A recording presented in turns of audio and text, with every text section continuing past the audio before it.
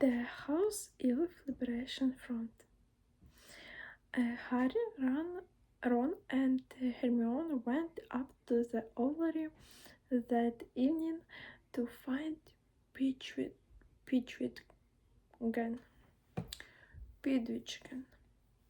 so that Harry could send Sirius later, telling him that he had managed to get past his dragon unscathed. On the way, Harry filled Ron in on everything Sirius had told him about Karkaroff. Those shocked at first to hear that Karkaroff had been a Death Eater. By the time they entered the Ovary, Ron was saying that they ought to have suspected it all along. Which doesn't it? Which doesn't it? He said. Remembered what Malfoy said on the train about his dad being friends with Karkaroff. How we know where they knew each other. Say we probably running around in masks together at the World Cup. I will tell you one thing, thought Harry, if it was Karkaroff who put your name in the goblet. He's going to the film really stopping now, isn't he? Don't work, did it? Didn't work, didn't it? You only got a scratch. Come here, I will do it. Pigwidgeon was so overexcited at the idea of delivery. He was flying round and round Harry shit, hooting incessantly.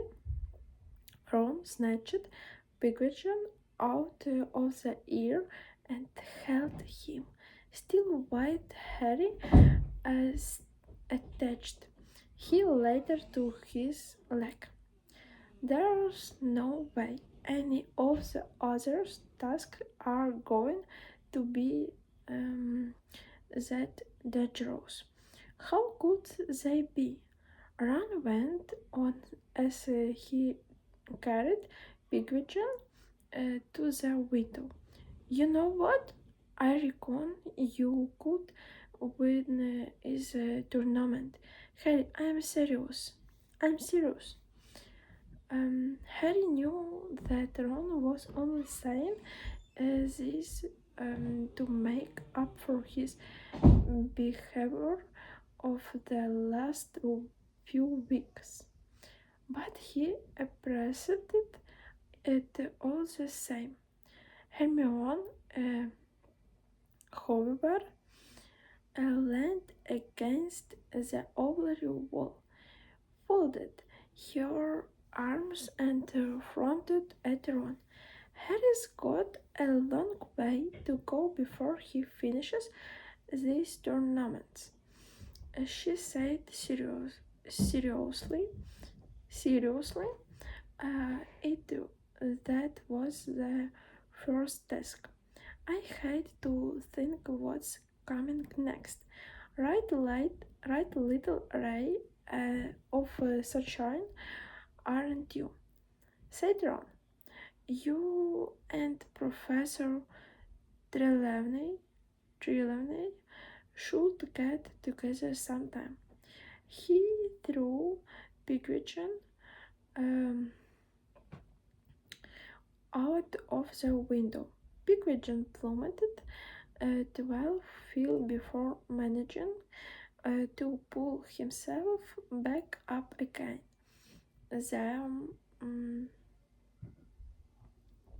The letter attached to his leg was much longer and heavier than usual. Harry hadn't been able to resist giving a serious blow-by-blow account of exactly how he had swerved, carkled, and dodged the horntail. They watched Pigwidgeon disappear into the darkness, and then Ron said, "Well, we'd better get downstairs for your surprise party. Harry, Fred, and George should be have nicked enough food from the kitchens by now." "Sure," and note. When they entered the Gryffindor common room, it exploded with cheers and yell again. Where there were mountains of cakes and flagons of pumpkin juice and butterbeer on every surface. Lee Jordan had led off some film boosters, fabables, no hit. We start fireworks so that the air was thick with stars and sparks and Dean Toms, who was very good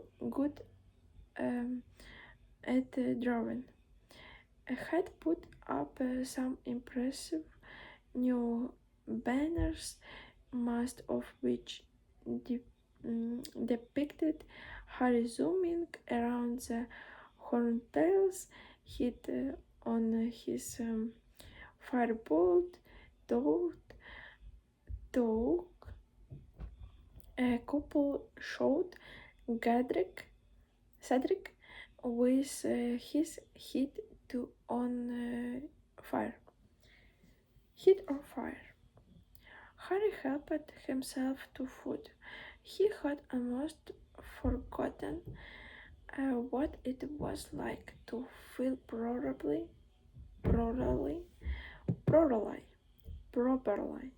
hungry, and sat down with Ron and Hermione. He could believe how happy he felt. He had Ron back on his side, had got through the first task, and he would not have to face the second one for 3 months. Blimey, this highway, said Lee Jordan, picking up the golden egg which Harry had left on a table and whining at his hands. "Open it, Harry, go on. Open it, Harry, go on. Let's just see what's inside it." He's supposed to work out the clue and his own, Hermione said swiftly. "It's in the tournament rules. I was supposed to work out how to go past the dragon on my own too," Harry muttered. "So only Hermione could hear him, and she grinned rather guilty. "Yeah, go on, Harry, open it." Several people shouted. Lee passed Harry the egg, and Harry dug his fingernails into to grow that ran all the way around it and pressed it open. It was whole and completely empty, but the moment Harry opened it, the most horrible noise A loud and screechy violin filled the room. The nearest thing to it Harry had ever heard was the ghost orchestra at the nearly headless Nick Diddley party,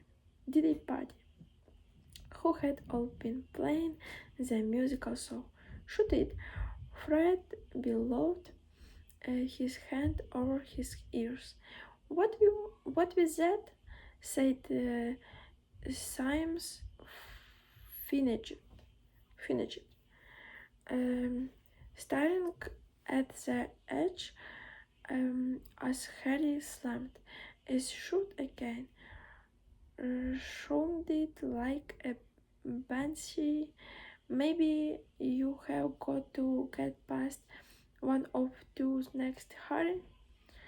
It was someone being turned, said Neville, who had gone very white, and spilled sausage roll over the floor. You are going to have to find the grocery source. Don't be a brat. Neville, that's illegal, said George. They would not use the Crookshanks curse on the champions. I thought it sounded a bit like Percy singing. Maybe you have got to attack him while he's not the shower, Harry. What a jam tart, Hermione, said Fred. Hermione looked doubtfully at the plan that was offered her. Fred Jenner.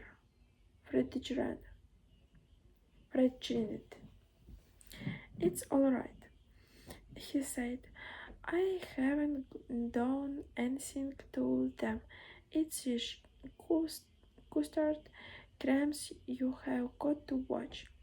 Neville, who had just bitten into a custard cream, choked and spat it out. Fred lied. Just my little joke, Neville. Hermione took a jam tart.